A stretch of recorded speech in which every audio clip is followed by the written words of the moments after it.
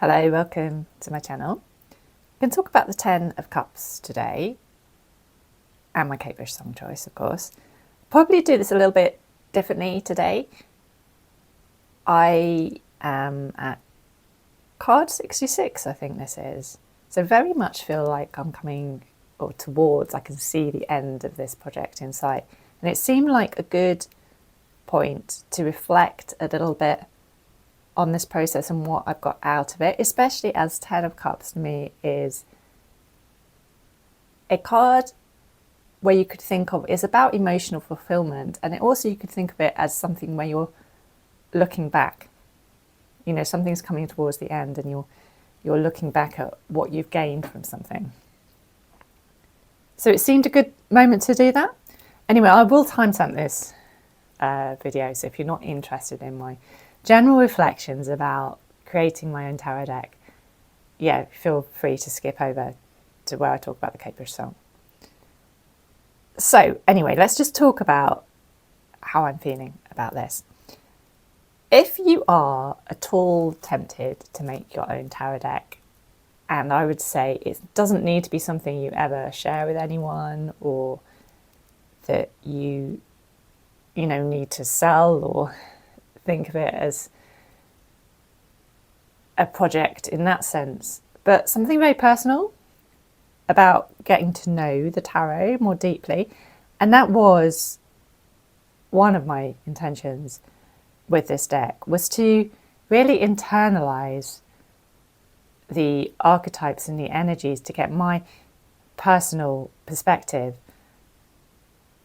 In these videos, I often talk about like astrological correspondences, or I show other people's decks and what their interpretation of the card, but ultimately it is about what we feel, what our relationship is and how it relates to our own life. And I had noticed for myself before I started doing this deck that I was buying quite a few tarot decks and oracle decks. Some of them, probably about half of them I ended up giving away because I just did not find them. I look at them, I find them disappointing, even though I'd looked through loads of, unboxings and thought I knew the pictures and stuff. I just couldn't connect to them. And I think that was because what I wanted was a deeper relationship with the tarot rather than another tarot deck. And I was hoping that another tarot deck would give me that. And it would disappoint me because it's limited. A new tarot deck isn't really going to revolutionize our practice unless we have that own deeper. It's what we bring to it, what we bring to the interpretation. And with this deck, I've had this strange kind of process of trying to fit songs that were never intended, as far as I know, but I'm pretty sure were never intended to be read through this tarot lens. That's what I have been doing it will be coming up to 18 months when I finish this. And so that whole creative process, in a way, of trying to make something fit and often getting a new angle that I hadn't expected through that process. And it comes in layers as well, because I would, at the very start, I had a list of songs. I just wanted to make sure that it would work and that there were enough Kate Bush songs and that they were different enough to fit the different cards. And Kate Bush uses so many, she's such a creative artist and has songs about so many different ideas that actually that was quite easy. And I've been pretty happy with the fit between the song and the card. So I did that at the start, and then I would make the card itself, and then sometimes I would change my mind during the process of making the card and think, and choosing the lyric, oh no, this isn't quite right, for this song isn't quite the right fit. And then I'd have the card would almost be created again when I've had to think about what am I going to say in the video to justify my choices. And then again, I've had to add another layer of meaning. And so this whole process has really deepened, and I mean, it has been like, that term deep dive. This has been a deep dive for me. And I feel now coming, towards the end, really grateful that I've had the opportunity and the time to do that. I feel grateful that I've taken it slowly. I could have really rushed through it and tried. There was a temptation to just, I mean, it's been such a mammoth project. And I did kind of think, well, and certainly for YouTube views, it would have been better to have, released a video each day and to have a few months at maximum, because it's a marathon, isn't it? And I think for the viewer, it is quite a hard thing to watch. But for me and my creative process in doing this, I've enjoyed taking my time with it because it has allowed me to reflect on probably 1 or 2 tarot cards a week and to really get to know them. So that's how I'm feeling now. And I would really encourage you to, if you are at all tempted, or you do find yourself, like I did, buying lots of decks, but feeling like you're not getting the same fulfillment out of them that you once did, maybe, and that you're searching, you feel like you're searching something, that think about creating your own deck, whatever, however you want it to be. So let's quickly just talk about the Ten of Cups. I thought these were quite an interesting trio. We have the Waite Smiths, or the Rider-Waite here, and this lovely rainbow. It's often called the Hallmark card, isn't it? It's kind of, it is happily ever after. It's not one of my favourite cards because I think it could be quite triggering for some people. It sort of suggests that happiness is down this very conventional, 2 children and a heterosexual marriage route, doesn't it? It's I think it's problematic in that sense. And I can imagine if, say, I had a birthday or Christmas on my own, I would find this image quite triggering.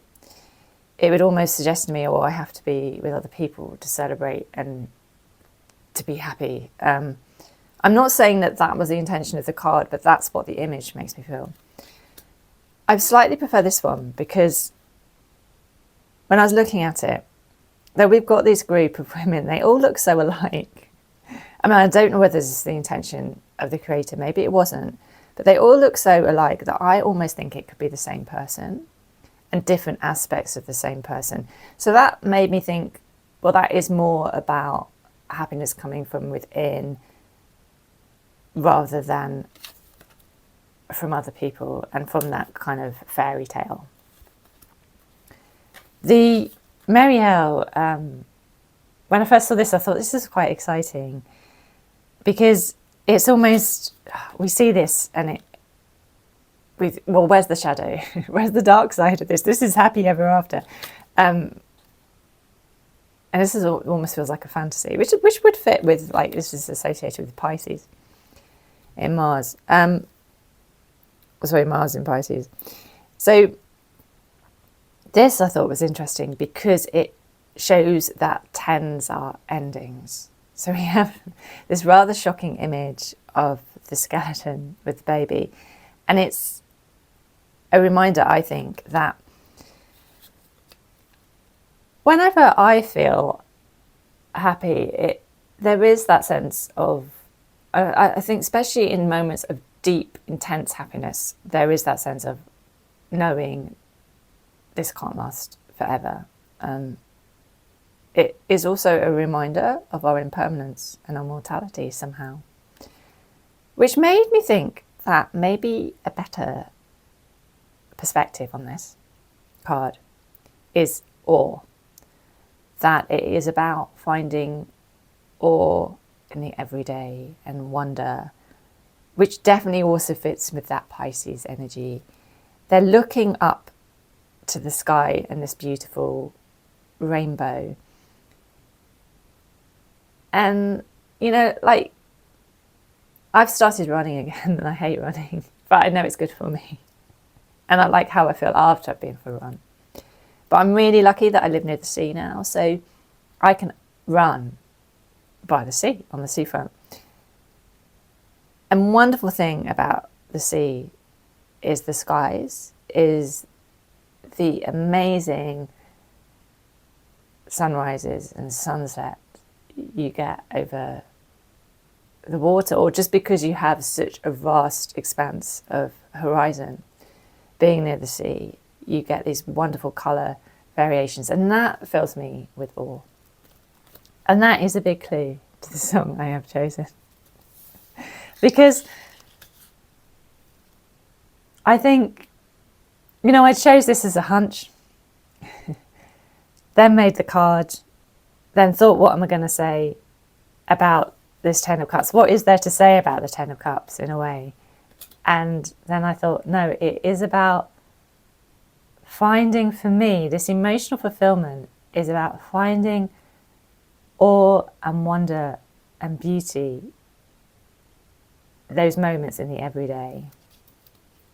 So this is from Ariel. It is sunset. The print is a little bit small, so I'll say this is a song of colour. When she's describing, it's a beautiful song in the lyrics, and when she's describing that feeling, I think, of awe, of seeing a sunset. And there are so few things in our life, I think, when I was also thinking about this, I'm thinking we have a life that is so driven by material stuff and, you know, commercial stuff and what we have, and in a way AI sort of has made that feel worse. It's sort of, everything feels quite mechanical sometimes and man-made. And there was something about going out for me and seeing, you know, going out at dusk and seeing the sun going down for the evening. And that is like a moment. That is something that is out of man's control. And it still has the capacity to surprise me. Like, I do the same walk practically every day, and that sky still has the capacity to stun me with its beauty sometimes. And that feels really special in this world that we have that is so commercially driven, to find something that is free, that is available to everyone. And, you know, when I went out on my run and yesterday, and there was this intense red of the sun coming up, it was the sunrise. And it was cold. And sometimes when it's cold, you get the best displays, you know, you get the best sunrises or sunsets somehow, or it seems to me, when it's particularly cold. And it was really cold, it was windy, the wind was against me, but there was this intense red of the sun, and that was somehow all the encouragement I needed. I love this picture. This is again from the John Carter Bush book, and she looks relaxed and she looks reflective, and I felt it fitted the mood of the song. So that's my take on the Ten of Cups. Thanks as always for watching. Goodbye.